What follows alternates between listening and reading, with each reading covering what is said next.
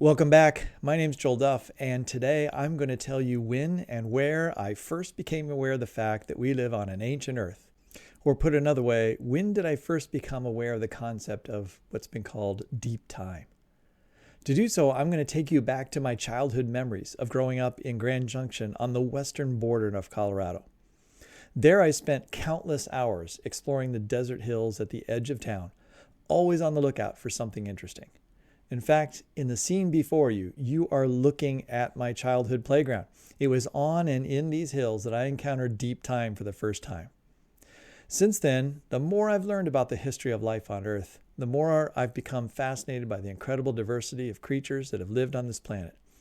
It was this place and the events that occurred here that have led me to a lifelong journey of the discovery of deep time and the stories that lie beneath our feet.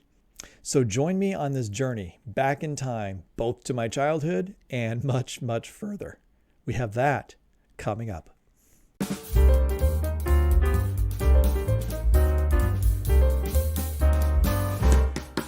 So in my quick intro, I suggested that I spent a lot of time out in the desert when I was a youngster. Actually, between ages 4 and 11, although more toward the 9, 10, and 11-year-old stage. I spent countless hours on these hills you're looking at right in front of you now. Now, this picture was taken just a few years ago. I took my family back to western Colorado, showed them my childhood home. We went to the end of the block. I lived in a regular neighborhood, series of houses on a road, and but if you walk to the end of the block, there was a gate there that prevented cars from escaping out into the wild, but we go right through that gate, and this was my playground.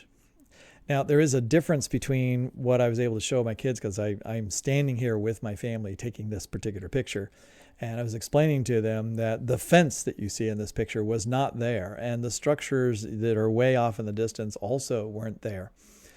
This truly was, no man's land at the time that I lived in this location. And I've explored virtually every place that you can see in this picture other than to the far right, which is the Gunnison River Gorge. So what I want to do today is I want to talk to you about some things that I observed while growing up here, playing with my friends. Tell you a couple stories. I'm going to show you some geological maps because we're going to investigate the geological history of this particular location, of these particular hills. And that will help you understand a little bit about my own initiation into the field of geology, paleontology, and just generally thinking about the world and its history. And of course, during my time exploring this area, mostly this is me and my friends, right? We've all got bikes. We're riding up and down these hills. We're goofing off, right? We're digging, we're building structures, we're building ramps and doing jumps and, all the kinds of stuff that kids would do. I was probably a little different than some of my friends in the sense that I was captivated by the rocks, all right, and some of the geology of this particular area, but specifically the fossils that are found in great abundance. And so if you just look down at the ground, you'll realize that the ground of almost every area that you see in this picture is littered with fossils that are eroding out of these hills. So let me give you an idea of what those are. On the left-hand side, there is this thing that looks like it's a bivalved clam-like organism called Graphia. It's part of an extinct group of organisms that were very common in the Jurassic and Cretaceous. And then you have some ammonites. There's some shark's teeth out there. And then there's crinoids in various areas. Actually, not very many crinoids here, but I know there's crinoids in this general layer of rock in various places. And so all of those things, as you find those, and you find them in tremendous abundance. So, for example, I told my kids to just look down at their feet, all right? And so I looked down and take a picture of the ground, and it looks something like this, all right? Lots of broken pieces of shattered shells. These are all, what you're seeing in this particular picture, are all graphia. All right, graphia is found in just tremendous abundance there. I would say billions upon billions times billions of shells found in these hillsides. And what are we really looking at here? All right, I know today, I didn't really understand it then, but I know today that what we're looking at is an ancient Cretaceous seabed. A Cretaceous seabed because the rocks have been dated to the Cretaceous period, and a seabed. Well, a seabed in Colorado, right? We're saying that that's one point there was a shallow sea in this particular area. The evidence there's a shallow sea, one of the pieces of evidence there's a shallow sea is the types of organisms that are preserved here are all types of organisms you would find in a shallow sea. There aren't any plant fossils here. There aren't any dinosaur fossils here, much to my great disappointment, as a kid. Right? Dad, why can't I find dinosaur fossils? And honestly, that was a conversation that I would have had because what does any kid want to find? Kids want to find dinosaur fossils. Once you're interested in fossils, you know about dinosaurs and you're like, hey, why not dinosaurs? And the thing is, near this particular location, well, in my general area of Western Colorado in Grand Junction, I would have become aware that Grand Junction is actually known for some dinosaurs. Like on the other side of town today, it wasn't there when I lived there, but today there's a dinosaur journey, dinosaur museum there, filled with thousands of actual dinosaur bones that have been collected in the area. There are several species of dinosaurs that were first collected in the area or region around Grand Junction, Colorado. And so how disappointing is that as a kid that you're like, hey, I'm right here in dinosaur land, and yet all I can find are seabed creatures from the Cretaceous. And I'm sure that my father, I have this vague memory. I don't know if it's a dream I had or whether it's a real thing, right? Sometimes, when you think way back to your childhood, you might embellish the things that you think you remember. But anyway, I think I remember complaining to my father that, hey, I'm going to go out and, I want to find some more fossils. And today I'm going to find a dinosaur, and my dad, knowing something about geology, would have told me, you can look all you want, but I wouldn't expect that you're going to find a dinosaur bone today, right? The location you're looking isn't right. Why isn't it right? How would he know that it's not the right location? He's saying it's not the right location because you're looking in sediments that were laid down at a period in time in Earth's history when the whole area, or at least this portion of town, right, this area was covered by a shallow sea. And so that's why you're finding the types of organisms that you're finding preserved in those shales, in those hills, in those mudstones. And so look all you want, not going to find any dinosaurs. So what is it about the other side of town that they would have dinosaurs? We're going to discuss a little bit of the geology of that and why that is. And I'm going to show you some geological maps of the region. And now that I've been able to look back and it's like, oh yeah, I get it. That's why they have dinosaurs over there, but no such dinosaurs for me, unfortunately. Here's a beautiful graphia fossil eroding out of the side of this hill. And here, if you were to dig down into and get into sort of more of the basal rock, all right, very loose rock, all right, this shale, you'll find that it's just completely packed and embedded with graphia fossils. So think of something like a shallow seabed just off of shore where you have clams maybe living there. Those clams are living and dying, and their shells are accumulating, and they're just accumulating on top of each other, on top of each other, on top of each other, on top of each other for long periods of time, produce these, what I'd say, hundreds of billions times billions of fossils that are present just in the hills that are visible from my backyard, right? Not to even mention the fact that this same rock element, this same area of shallow sea sediment goes from my backyard all the way up 600 miles north. Well, actually a lot farther than that, but I know it goes all the way up to the middle of Wyoming. All right, let's take a look at Western Colorado really quick. What is the geology of my hometown area? So I grew up in, let me get my pen. I grew up in this town called Grand Junction. And I lived on the very south side of town up on this is actually a little mesa here. And I'm going to show you in a moment that I lived right over here. All right, and so this whole region here where you see this green and you see that all this agriculture going on is a flat basin, or really a valley, and that's called the Grand Valley. And it sits between a series of mountains called the Book Cliffs, and then over here there's a notable area, and this is the Colorado National Monument. All right, really fantastic park. Which we went to many, many times. Is like within a half hour from our house, we could be up in the sandstone cliffs and hiking right in the canyons that were there. So we're surrounded by a number of different really fantastic geological phenomena.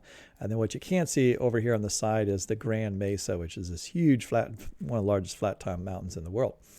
And then the other thing you should know about Grand Junction is that this is the Gunnison River coming down here.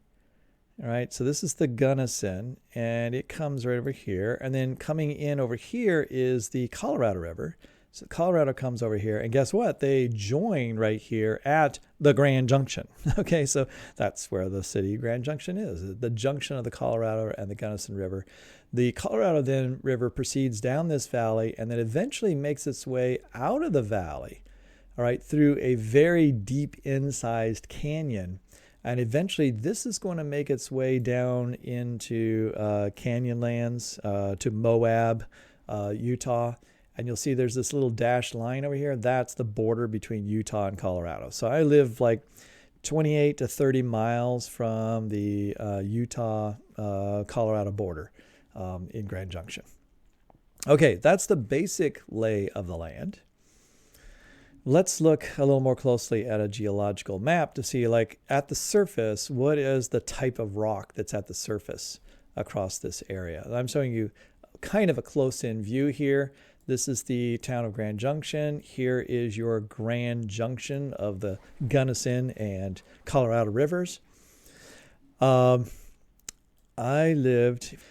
come down here, and I'm going to show this a little more clearly, but my house is right here. My childhood home.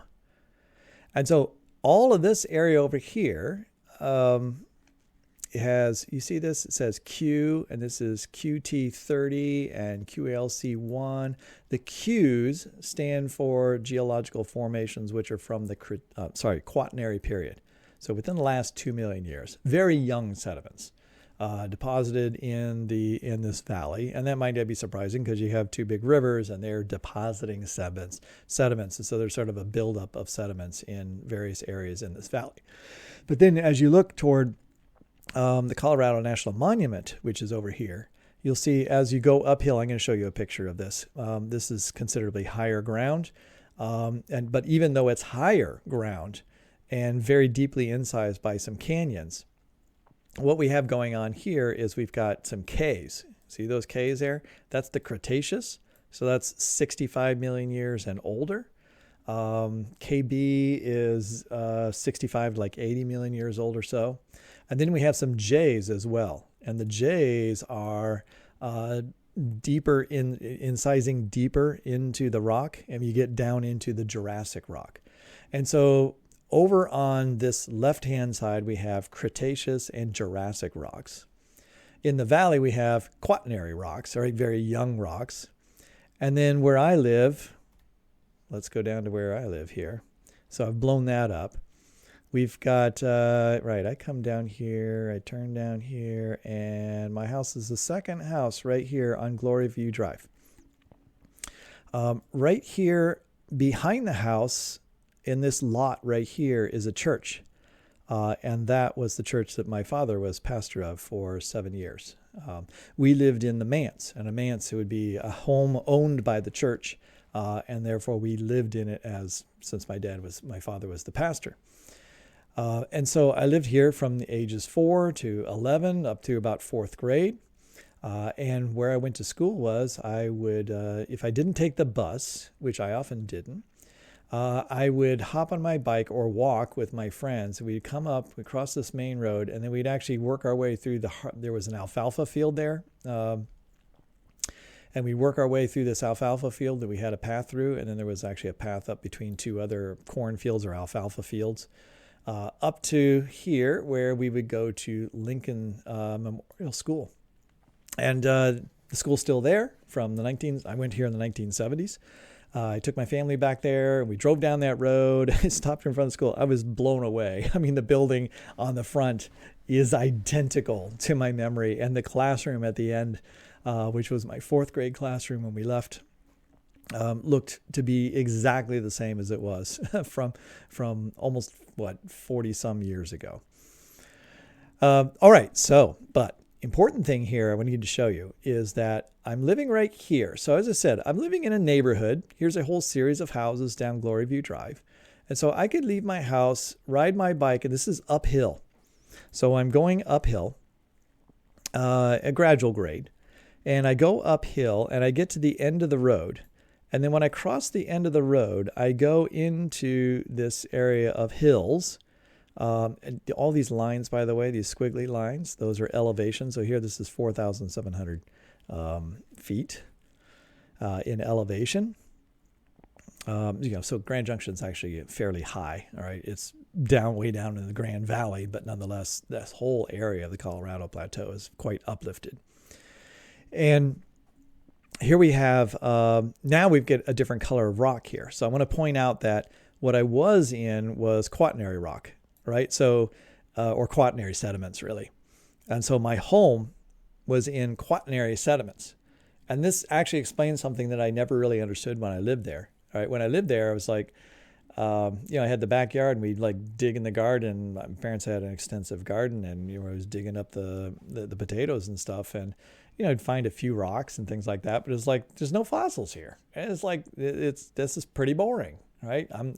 Why am I not finding fossils here? Where's the dinosaurs here? It's like, and the reason I would be scratching my head over why there aren't any fossils there is because I could go to the end of the street and I could just go to the top of this hill and start working my way down. And then it's like, you can't even pick up something without picking up a fossil because there's so many of them, right? They're everywhere. So what you'll see is I've passed over as I got to the end of the street and I literally get sort of like almost to the top of the hill. I suddenly pass into the Mancos Shale, all right, this KM. All right, that's what this light green stuff is. And then you see a little bit, hopefully you can see this, there's a little bit of this darker stuff, which is sort of like you're going down into a little ravine, and that sort of digs farther down into the geological column, and there we have the Dakota Formation. And both of these have Ks in them, so these are both Cretaceous. The Mancos Shale is Upper Cretaceous, meaning the end of the Cretaceous period. And so the end of the Cretaceous period would be where that giant comet strikes the Earth, and that's the end of the dinosaurs, or and then you still have another 65 million years. Interestingly, from 65 million years or 70 million years or so, all the way up to just a few million years ago, all that, there's nothing there. In this particular area. We can talk a little bit about why all of that's missing at some point. All right, so that's the lay of like Orchard Mesa, which is this little area outside of Grand Junction that was my home. And I'm literally living, I'm literally living at the edge of town because the picture I just showed you is me standing right here looking at all of this area here and then actually out over the Gunnison. And today as you can see, there's a number of homes over here which weren't there when I was there before. All right. Oh, maybe I should have brought this up. So again, here's my house. I walk down to the end of the driveway. I play in this particular, actually, I would say that this is my playground right here. And I could have gone a lot farther, but as a kid, there was just sort of like to me, it felt like I was going a long way when probably now I would go there and go like, you only went like a quarter mile, but as an 11-year-old, that feels like a long way away. So pretty much constricted to this area, but this whole area is Cretaceous. And not only is it Cretaceous, but what do we know from lots of other studies of geology is that the Cretaceous in this part of Colorado, this was all a shallow sea. All right, so let's look at that from satellite now. So now I can show you, this is my street, Glory View Avenue right here. And my house is essentially right here. This is the church. Barely see that there. And so I get down to the end of the road, walk up to the top of this hill right here. And the picture I'm taking is, actually, I believe the picture I took was standing right here. I showed you in the first slide. And so I'm looking out over this region right here. This is all shale from the Cretaceous. And it's all eroding, a little bit like if you were to go to the Badlands or something like that. It's a very, very soft rock, right? And so it's easily broken down and eroded. Now, this is a desert now, so it's not eroding very fast. But nonetheless, this is just constant erosion happening here. No hard rock in this area. All right, a little bit closer. So now where I'm standing is, actually where we're standing is somewhere right up here. Oh, no, sorry. I'm standing right here because you could see this fence line right here, which didn't exist when I was a kid. These were just all hills. And what you're seeing here is this stuff here is desert, some very light desert vegetation. There's some prickly pear cactuses and so forth. And then what you're seeing here is there's no vegetation on the sides of these hills. These are very steep hills. And there's a lot more erosion happening there. And so it can't sustain any kind of plant growth. And it's really on those hills where you see these fossils because they're just exposed right at the surface. All right, so back to my backyard. And this picture really doesn't show you the how steep these hills are, but like this hill right over here actually gets much, much steeper over here. And it's this kind of surface, right? This isn't grazed land or anything like that. This is just like that. It really is that barren. It's kind of it's shale that's broken down. You have all these little bits of fossils. There's really not very good organic sediments there at all. So it's very hard for any plants to sort of gain any traction on. Oh, I wanted to tell you one short story here. This hill right here, brings back a lot of memories because I remember standing on the top of this hill with some friends, and we were all daring each other to like ride our bikes. Who would be the one who would dare to like ride their bike down the hill? And I'm sure it was some kind of peer pressure where it's like, hey, I gotta pony up here and show what I can do. Can't go, they're goading me into it. Like, Duff, you never do anything. You're always scared, All right, so I'll do it. And so I took off on my bike to come down this hill. I only made it like 15 feet down the hill before I just flew over the front of my handlebars, landed straight down and rolled, 30 or 40 feet down the hill. And then had to manage to make my way home, but the doctor had to come over and pull little bits of rocks out of my eyes from that experience. So not the most pleasant experience. If I go back to here, I believe that was this hill I'm coming down. And the whole idea was I was supposed to ride my bike down, and then I would be able to stop myself, basically wipe out down here on this shale surface before going over the 20-foot cliff that goes down into this little gorge where the stream is. But it turns out that I flew off my handlebars and I ended up sliding down this hill a little way. So yeah, I didn't go all the way down to the bottom of the hill, but my bike actually never stopped. It just kept on rolling. And my bike went straight down and then right over the side and ended up in the stream at the bottom. It was rescued and was able to continue using that bike. But many, many, many adventures like that back in the desert. Back there. Okay, so now we got to bring this back around to the discovery of deep time. When you're a kid, that you're seeing fossils and you're recognizing these fossils represent organisms that lived at this particular location sometime in the past. And the thing about having a bunch of different fossils that all represent a community of organisms is the community of organisms tells you that this isn't just some random assemblage of stuff that was just kind of like washed here. And I say that in that way because, of course, one explanation for the origin of all these fossils that I was seeing, that I might have heard by some people at my local church, right, that my father pastored, was some might say, oh yeah, those fossils back there, see, that's evidence of a global flood. In the past there was this flood that covered the whole earth, and any organisms that were present in the earth, at the time of that flood, just not that long ago, 4,000 years, 4,500 years ago, they got caught up into this massive flood, and then they settled out on the earth in different layers, creating the geological column. I mean, that's part and parcel of the young earth creationist argument or viewpoint of the origin of the geological column.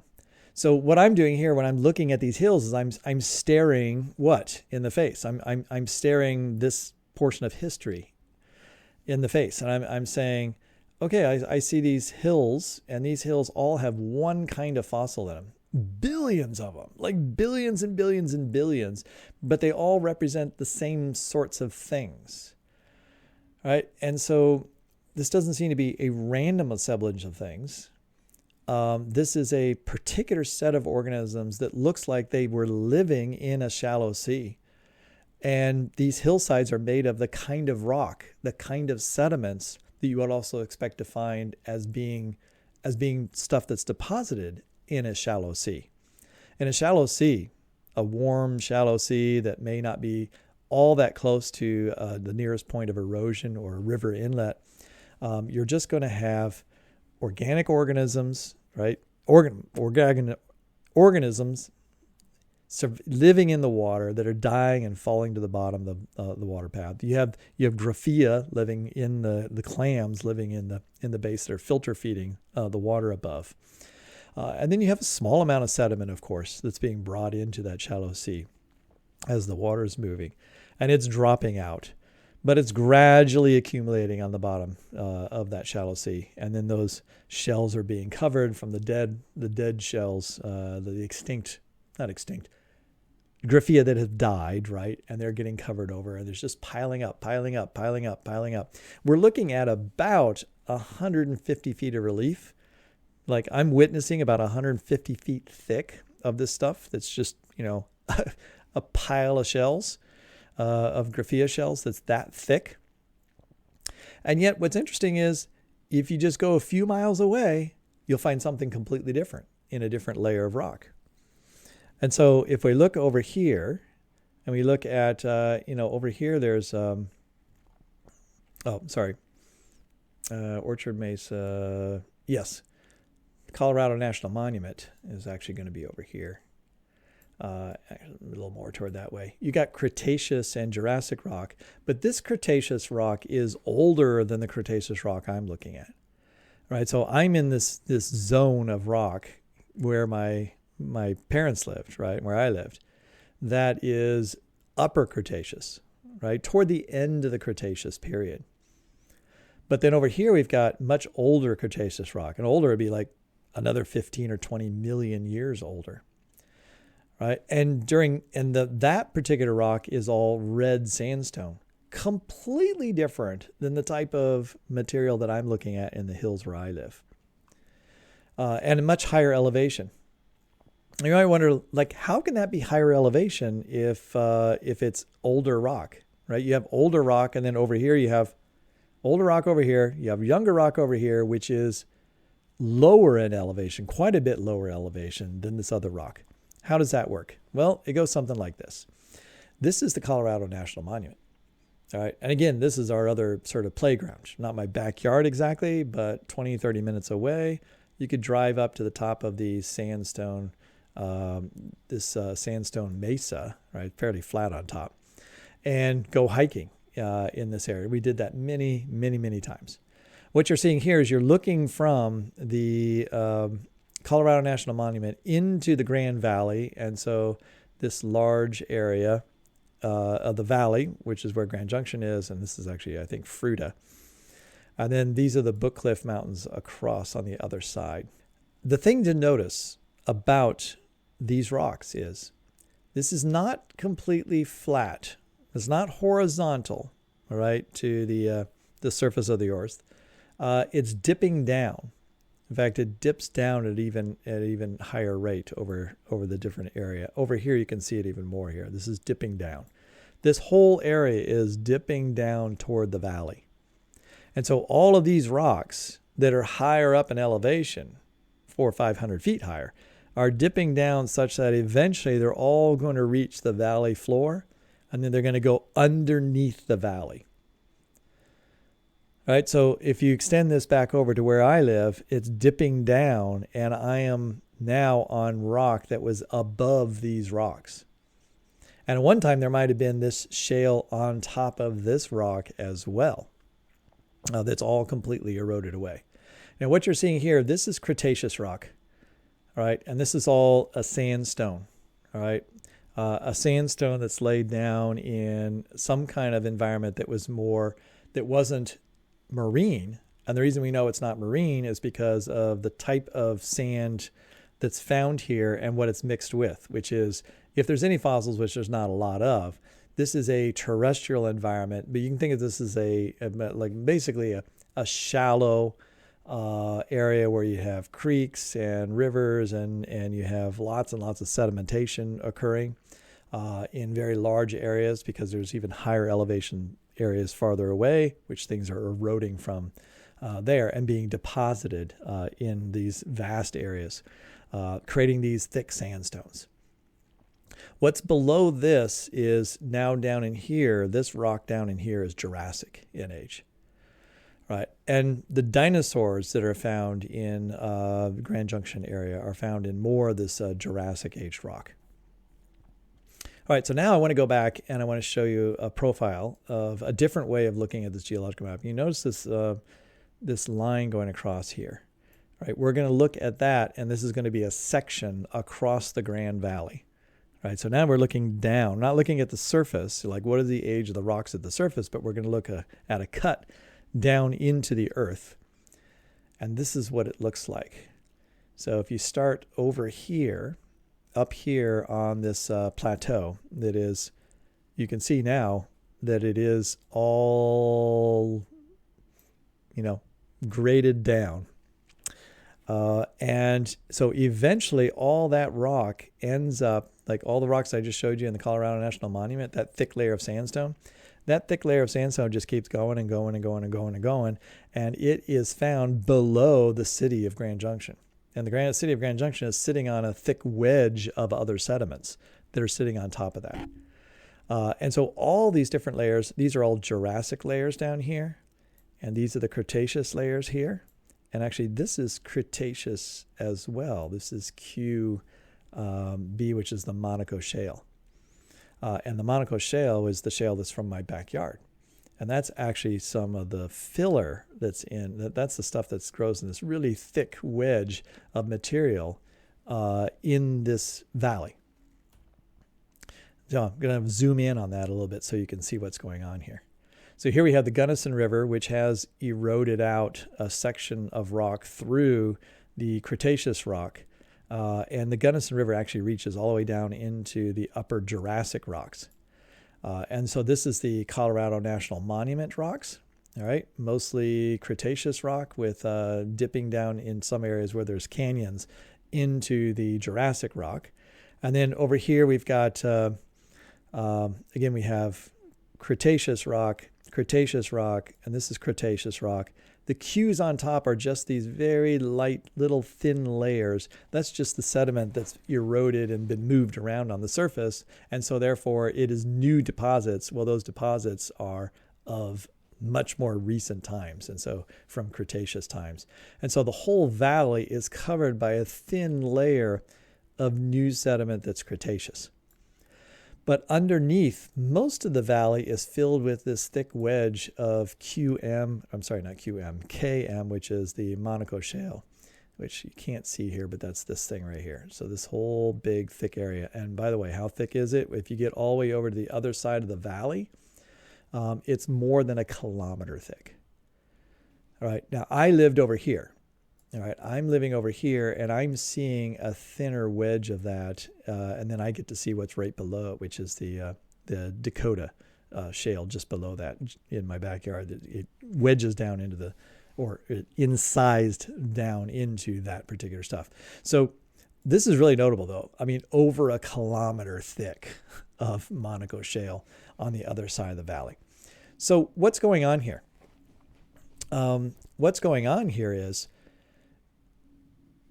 the original layers of these sediments, like all these different, most of these Jurassic and Cretaceous stuff, this is mostly all horizontally laid down sediments that were laid down in not plateaus, in low elevation areas where you probably had, little streams, and you had, think of Louisiana or something like that, right? You have a Mississippi River, and you've got all these different branches of the river, and it's transporting sediments from far away and just spreading them out all over this area. And so what you see in those rocks is you see just lots and lots and lots and lots and lots of sand, and that has been piled up over and over and over again. And you see in that sand some places where there are sand dunes. So you see preserved sand dunes. There's certain characteristics of a preserved sand dune versus preserved riverbed or streambed sand. And so you've got that basically it's terrestrial environment. Maybe a very wet environment, but this is the environment that dinosaurs are living in, right? Terrestrial organisms. And so there's an abundance of different dinosaur or vertebrate fossils that are found in this area. And there's a whole bunch of different kinds of plant fossils that are found there. So what you have is you have communities in all of these rocks. And I would expect you would have those underneath, if you were to drill down and pull out cores, right, from below the valley and get down into those same layers. And if you searched hard enough, you'd find fossils in those rocks too. And those I would predict they're going to be the same kind of fossils that are found in these other Jurassic layers of rock that we see exposed at higher elevations. Right, but then once you had this whole area that's just been gradually filled in, right, from many, many sediments being brought down for long periods of time, like 75 to 100 million years of deposition from some other area where there's mountains that are eroding. So filling this whole entire area of the western Colorado and really all into Utah as well. And then what happens? And then there is uplift, right? The whole thing starts to lift up, right? And as it's lifting up, actually even before it starts to lift up, there is a time in which the environment is much warmer. There is, again, plate tectonic activity in the central part of the U.S., which we don't have now. And that results in a conduit of ocean. Let's go down here. That results in what's called the Western Interior Seaway, which forms in the Cretaceous period. And so after this Jurassic period, which was more terrestrial in this whole area, there is a rise of sea level, combined probably with some deflation in some areas as plates are starting to pull a little bit apart in here. And so we have a little bit of a sinking in some areas of all these layers, which also sinking is going to occur exactly at the same rate. So you're going to have a little bit of tipping going on. And you eventually fill up this whole area with a shallow sea. And so there's an abundance of evidence of certain layers of sediment that are found all the way from Texas all the way up into above Alaska, which is this layer of oceanic deposit, right? Marine deposits, in which you find the same kind of fossils all the way up and down there. But you wouldn't find them, say, over here in Ohio. And that is there for many millions of years. And that's what's in my backyard. But what had already been laid down before that seaway formed was all this terrestrial material, and it had already been preserved. So those dinosaurs were preserved, and they're basically underneath or off to the side. Actually, they're underneath at this time, underneath this shallow sea. But then you have the uplift of the Colorado Plateau. I mean, the Colorado Plateau, Grand Junction's at 4,000 feet, and these mountains are much, much higher than that. You have this entire area lifting up over time. And so the whole entire area is lifted up thousands of feet. And as it does that, that's also tipped. Now, that tipping had already begun before the seaway formed. How do I know that? Let's go back here. all these layers are all horizontal to each other, but then this last layer of Cretaceous material, the Monaco Shale, the Dakota Shale is laid horizontally right on top of the Jurassic layers. But then the Monaco Shale is this wedge of material. And so you can see if you tip something down and then you had a shallow sea there, it's going to start depositing. And the other thing that happens too is that you might have had this layer cover most of this area. But then as this whole thing lifts up, it also erodes off that shale layer, which is, the shale is much less resistant to erosion than, say, even those sandstones. And sandstone's not even that strong. And so all of that sandstone is being ripped away, right, as this is pulling up. And that's all being taken away by the Colorado River at some point. All right, so it doesn't continue to build up there. Those would be newer depositions anyway than the Cretaceous by the time that's happening. All right, I know I'm sorry. I'm hitting you with a lot of information, and my knowledge level of this isn't I'm not an expert geologist on this particular area. This is just my general understanding of some of the geology of this area. And whether I'm exactly right or not, the whole point of all of this kind of remains the same. And that, irrespective of whether I've made some minor errors in my description of the various events that have probably occurred to develop what is the current day visible geology. And that is that you have areas that are Jurassic in age and lower Cretaceous that were evidently formed in non-marine situations, in which you had the preservation of a whole suite of different organisms that form a community you would expect to find in a non-marine environment. And then you have laid on top of that, but still present, but not present anymore from what you can see because it's gone, it's been eroded, right? There's no other rock on top of this. The rock that's right here is of Cretaceous age. So where'd all the other rocks go?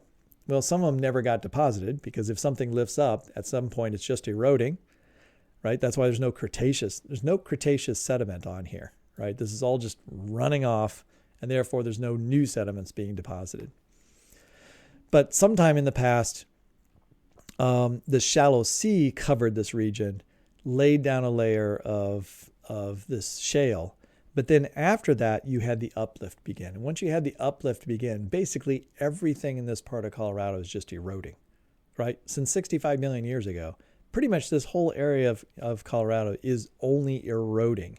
And the only place you have new sediments or new rocks that are forming would be in valleys where maybe you cut out a whole valley as you're eroding, and then some material ends up being left in that particular valley. That would be new sediments. That would be the newer rocks that are forming. And so that's why all the rock you see at the surface is old, is because it's been uplifted and you're only seeing it erode now. You're not seeing deposition. But the whole thing with discovering deep time is the discovery of this kind of rock, and to understand the conditions it was originally laid in, you have to understand the world looked very different in the past. And that's kind of the point, is that as a kid, you recognized, wow, my backyard was where a shallow sea was at one time. That shallow sea covered this whole area. And I just happen to be living in the rocks that are at that point of erosion where we're in that particular zone of time, right? That's what's left. Eventually, all of my backyard's going to erode. And it's going to go down the Gunnison River. And we're going to be in lower layers of rock. And we'll be down into the lower Cretaceous. And we'll be back down into sandstones, all right? The red sandstones that were laid down in a terrestrial environment. And so the other side of town, that's where the dinosaurs are found, because they're looking at a different age of rock, and they're looking at a different period in time. They're just looking at a different period of time. And putting all that together, I think about the fact that I wouldn't have known that much about the different theories of the age of the world, young Earth creationism versus evolutionary theories, and so forth. All I would have known is that this was my beginning introduction to seeing fossils in context. And then we found fossils in many other locations. And then later in my life, like I've taken my family to the Great Basin in Wyoming. And there you have similar aged rock and you have shales. And I've hiked up the sides of mountains there where you're basically hiking through time. And I've had my geological map and I know like we're walking through the Middle Cretaceous, right? And as we're walking through the Middle Cretaceous, this is an area also that was in a shallow sea. And we walk through a zone of the Middle Cretaceous. And what do I see in the ground? I see this. Right? The same thing, the same fossils, the same organisms. But I'm 600 miles away from where I grew up as a kid. But yet it's like, wow, this is like, I'm like in my own backyard again. But I'm a long way from my backyard. Well, and it just so happens that radiometrically, they add up to the same time periods. Because all of that was in a shallow sea, it was all being deposited at the same time, and the same kinds of organisms lived across this particular shallow sea. Now, now once you start to learn more, you start to recognize things like, as I'm learning, and especially when I was in Wyoming, what I came to realize is as I walk up those hills, especially on Sheep Mountain in the Bighorn Basin. So we hiked up Sheep Mountain. And the whole thing is just like stacked with different colors of shales, right? And you're walking up there and the shale changes colors. And as the shale changes colors, you'll see like I saw graphia fossils. And I think I've talked about this in another video. And you see these graphia fossils in great abundance. And then you step up to the next layer, the next color, right? You just literally walk over a line in which the color changes from like orange to greenish. And all of a sudden the fossils disappear, right? And then you go through a zone where there's like, you can't really see any fossils. I'm sure there's probably some microfossils, but there's not visible to your eye. It's really boring. And then you change color again. And then it's like, boom, all of a sudden there's fossils on the ground again. And that's when you realize, this all was shallow sea sediments. But what happens in that shallow sea is the world is going through transformations, right? We're walking up millions of years. And what it's experiencing is the shallow sea ebbs and flows, right? Sometimes it's deeper. Sometimes the shallow sea retreats, right? It becomes really shallow and just becomes separate pockets of probably like super saline lakes. And then the sea evades again, right? As ice forms and ice melts on the earth and the sea levels rise and fall. And as the continent itself is kind of rising and falling a little bit because of various plate activities. As the sea rises and falls, it changes its salinity. It changes the temperature. Well, the temperature might also be changing on the earth over time. That affects the organisms that are living there. So graphia lives in some particular environmental condition. And maybe it lives there for hundreds of thousands of years just fine.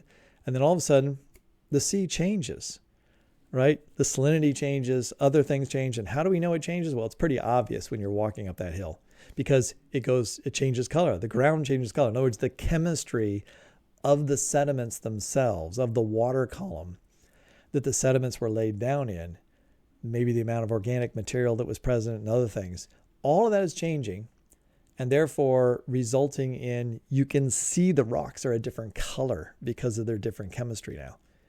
And you see the fossils change. Sometimes the fossils disappear. Sometimes they go from one kind of fossil to another, in which case, like in my case in Wyoming, we saw graphia, we saw a band with nothing.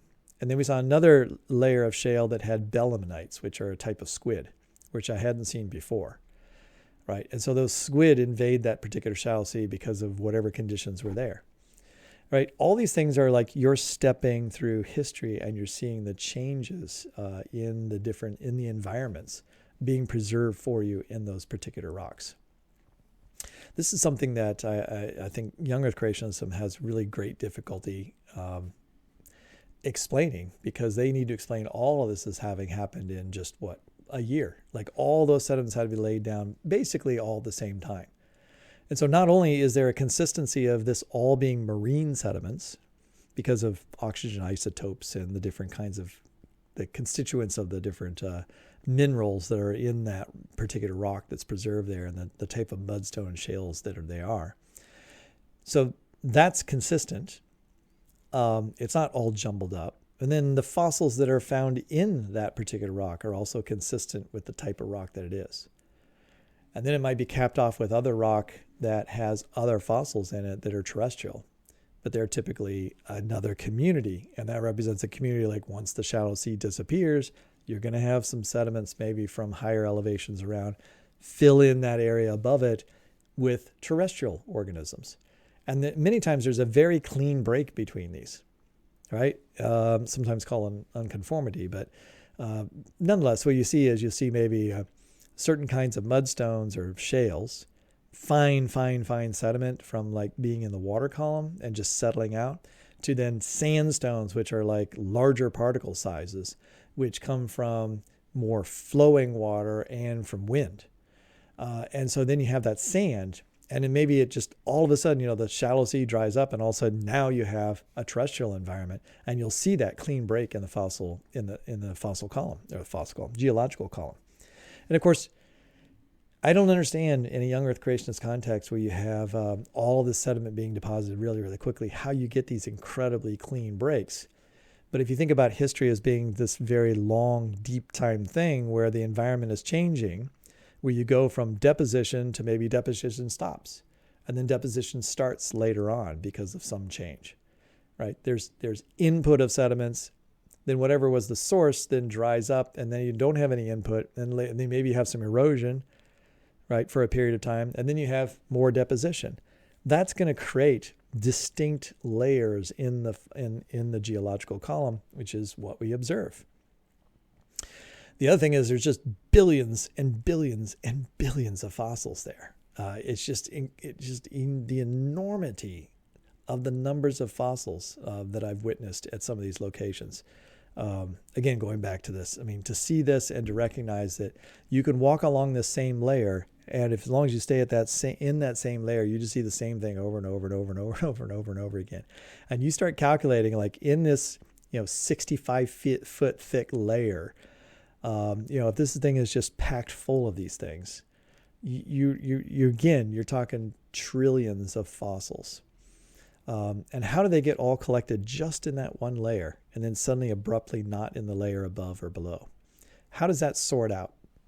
In a global flood, if it's just all sort of like everything was like mixed up in one moment in time when all of a sudden the world was covered and all the oceanic clams were somehow just lifted up and then they sorted out, how would they all sort out into one little section there where they're missing above, missing below, and they're all in that section, and they're not all the same size, right? There's little tiny baby ones. I don't know if you can see it here, but there's some very, very tiny, let's see, I think this one right here.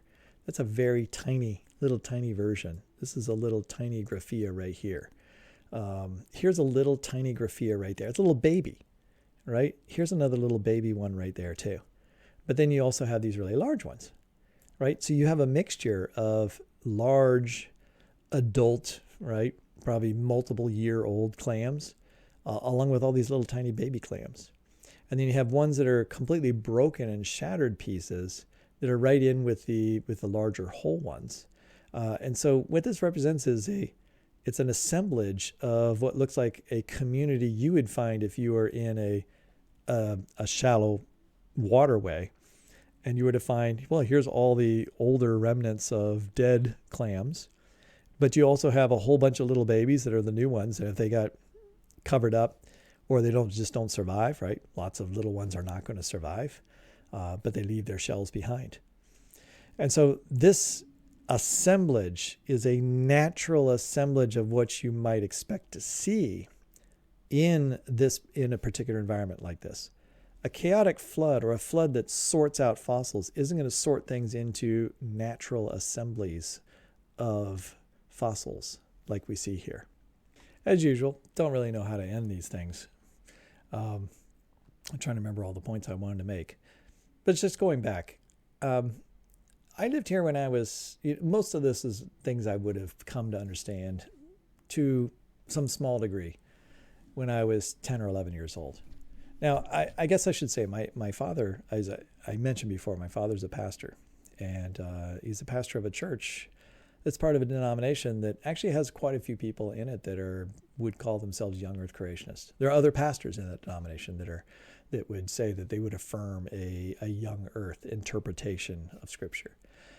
That's not my father. I mean, he grew up loving, right, the West.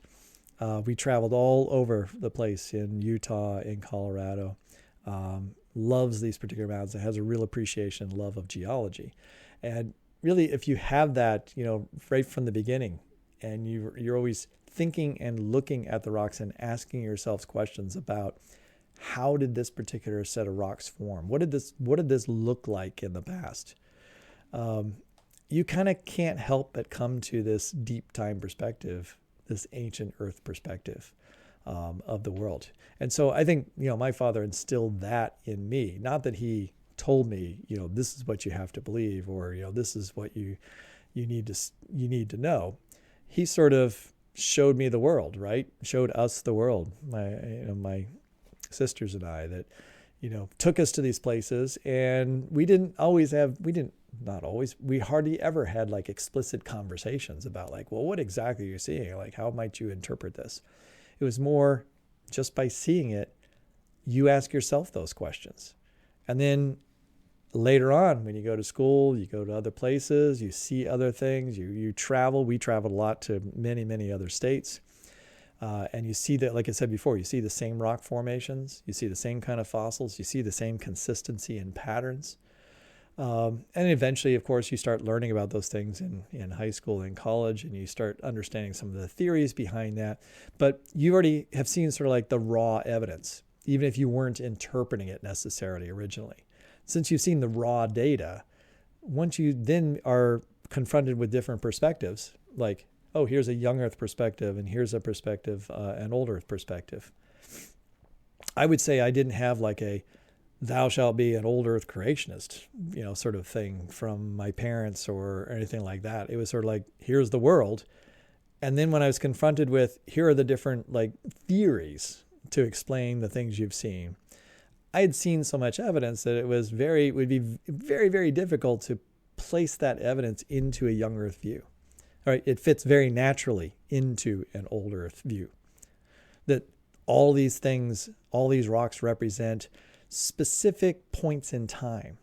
That's what I like to think. For young earth creationists, whenever you look at a column of rock and you see some fossils, you're not really thinking about it as like, oh, I'm actually witnessing a snapshot in a particular time and place where this particular community lived.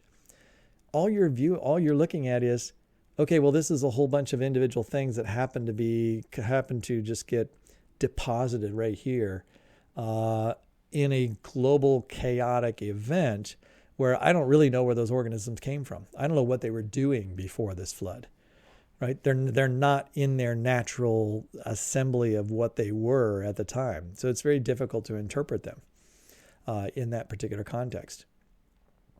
So I'm later on confronted with the different theories for the history of the world. In particular, it wasn't really until graduate school that I was really confronted strongly with a young earth creationist perspective. In other words, people telling me, I have to read this book. Here's Henry Morris's The Genesis Flood. In order to get the real perspective on these things that you're interested in, you have to read these books. And it's really then that I actually read those books, right? Read young earth creationist literature. I wasn't really, I wasn't flooded with that material growing up. I'm sure it was around me somewhere because I would have had other people maybe in different churches that I've been involved with that were of the young earth creationist persuasion, but that wasn't necessarily an influence, in my own particular background. So that's the story of me growing up in Western Colorado and sort of the way I first encountered the history of the earth. And I encountered it by literally just having it under my feet and thinking about why there were fossils in one particular location and why other fossils weren't there that I wanted to be there. And trying to answer that question for yourself or asking others and have them trying to explain it to you goes a long way to being the first sort of time and experience in which you're forced to like confront, oh, this world hasn't always been exactly like it is today. Like there was past times where other organisms existed, because all the organisms I was digging up are all extinct today, right? Some of them have modern relatives, similar organisms, but some of them are extinct groups. And so that's another thing that you're confronted with, just the fact of extinction, that organisms that once lived on this earth no longer live on this earth. So why is there a previous earth that had other organisms and this particular earth that we live in today doesn't have them? Where did they go? Why did they go extinct? You could ask, you could start asking yourself questions like, why did God allow those things to become extinct? And if God created those things, why do they no longer exist today? And then, of course, you also have the other issue, which I don't remember ever thinking about when I was younger. And I don't really remember like when I started to actually think about this question, but like if organisms are similar in the past to ones that are today, but not the same, like did they change into what they are today? Were they created separately? All those types of questions come about. Anyway, growing up in Grand Junction was great. It was a great experience to be able to sort of be in touch with nature. And so I'm living in a manse, very dedicated to the church.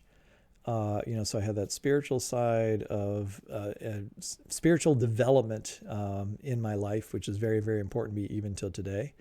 And at the same time, I am frolicking in places like this on a very regular basis, like everything from high mountains to deserts to the works in terms of Colorado and Utah.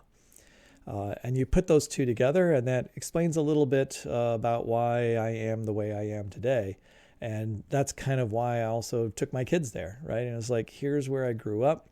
Here are places and things that I saw. Here's my backyard. Like now you might understand why I'm a little weird and why I'm interested in going to the desert and dragging you to the Bighorn Basin and forcing you to spend 4 or 5 days just hiking in places where absolutely nobody else is, because I spent a lot of time by myself, like in these hills, just exploring, in places where you couldn't see anything, any part of civilization, right? You're just by yourself, and there's just no replacement for just experiencing nature that way. And so just a really great experience growing up. I really miss that aspect. So it's really great to travel back there and to be able to sort of re-encounter, that particular experience. And I like to share that also with my kids. All right, that's it. That's my story for today. Hope you liked it. Hit like if you did like it. And we'll be back with who knows what next, because I often don't know what's going to enter my mind next in terms of what I would like to talk about. But thanks for listening. Appreciate everything. Appreciate the listens and views. We'll talk to you later. Bye-bye.